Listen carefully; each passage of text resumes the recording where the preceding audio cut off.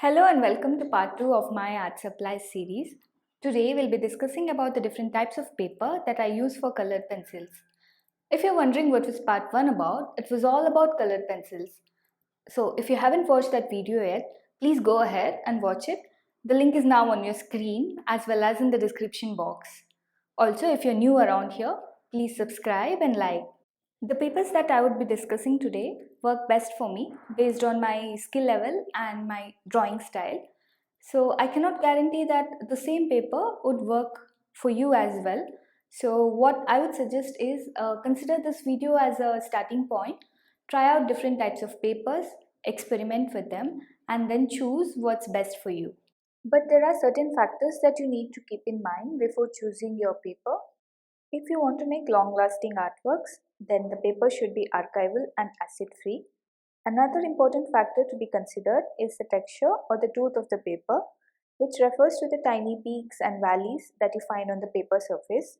For color pencils medium, it's better if the paper has a bit of a texture. This helps the colors to hold on to the surface and you can add multiple layers. If the paper is too textured, then it will take a lot of time to cover the white of the paper. Also, it will eat up your pencils in no time and your final artwork will turn out to be grainy. Even if the paper is super smooth, it could turn out to be a bit tricky as it could limit the number of layers that you can add. So I like to use a paper that's somewhere in between, but this is again a personal preference because I've seen so many artists do excellent, highly detailed artworks on smooth paper as well. The next factor is the tone of the paper. We'll have a look at this in a while. Then there's the weight of the paper measured in pounds or GSM, that is grams per square meter. All these technical terms have been explained in detail in another channel called the Virtual Instructor. I'll provide you the video link. You can check if interested. Let's look at the first kind of paper, the widely used Strathmore Bristol 300 series. It comes in two surfaces, Bristol Smooth and Bristol Vellum.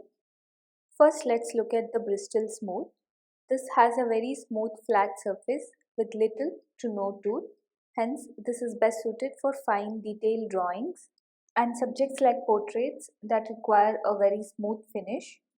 I recently started using this paper and I'm still getting the hang of it. I started out by trying out some color gradients. If you feel that the surface is too smooth for you, you can try the Bristol Vellum surface. This has moderate tooth and is marketed as ideal for colored pencils. I use this paper for subjects that require more texture like fur or hair. Both are 270 GSM papers. This is the 400 series Bristol paper. Here the papers are weighed in terms of plies. So if you're not aware, Strathmore has a wide range of papers for different medium and different grades. They start from the 100 series and go up to the 500 series. This is a Strathmore 400 series mixed media paper. This is quite a heavyweight paper. This is designed for a combination of mediums. Say if you want to use a wet medium like watercolors along with colored pencils. I've actually used this paper to make a drawing with markers and colored pencils and it works well. Now we move on to the premium expensive 500 series. Even this paper comes in two surfaces. The smooth one is called the Bristol plate and the slightly textured one is called the Bristol vellum.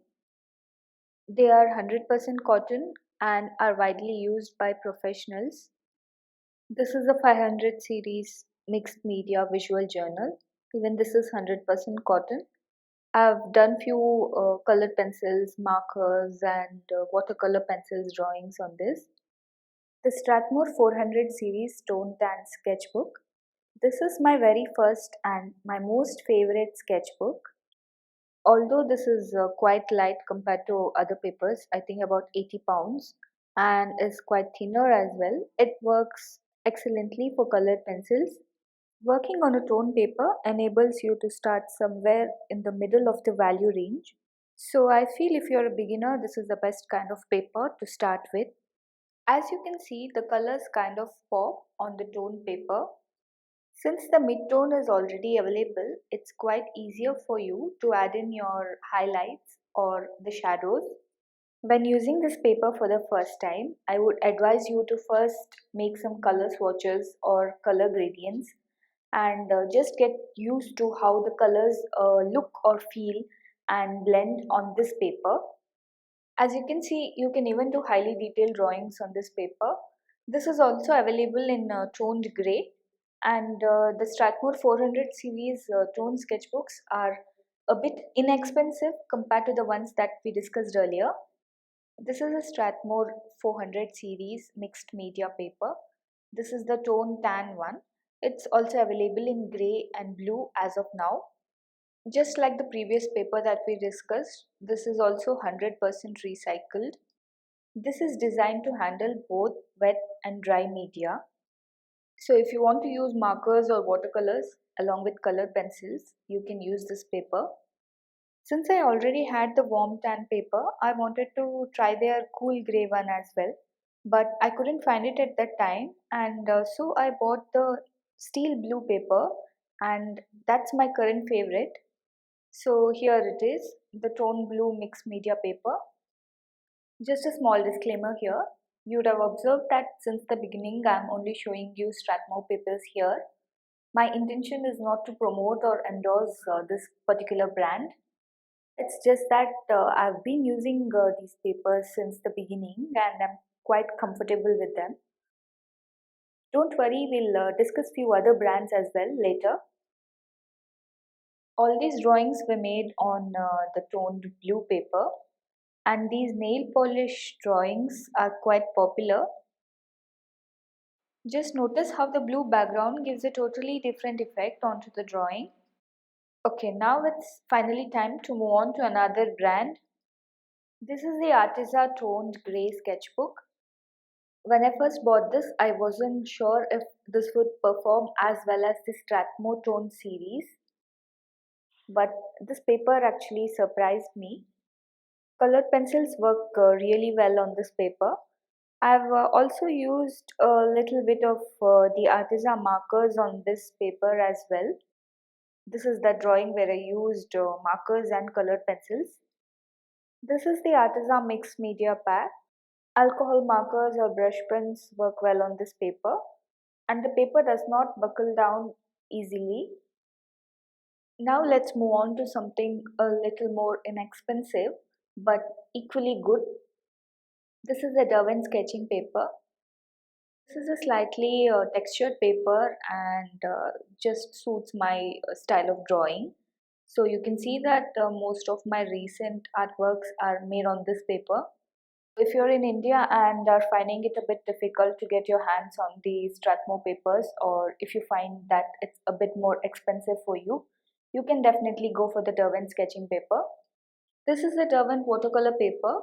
This is actually a smooth paper, but it has just enough tooth for colored pencils. While we are on the subject, I would like to mention that even watercolor papers work well for colored pencils. You can use a paper similar to this, or even a hot pressed watercolor paper will do. The time lapse of this cherry drawing is available on the channel. The final artwork looks kind of smooth and silky when drawn on watercolor paper. This is the Fabriano watercolor paper. I've only made one drawing on this paper so far with markers and colored pencils, and you can just see how vibrant and smooth this drawing looks. Many professional artists use the Stonehenge paper as well for colored pencils. So that was all about papers. Hope this was helpful. Do let me know your feedback in the comments. In the next part of this series, we'll discuss about few other tools like sharpeners, erasers and alcohol markers. That's it for now. Thank you for watching this video. Please don't forget to like, share, subscribe and follow me on Instagram.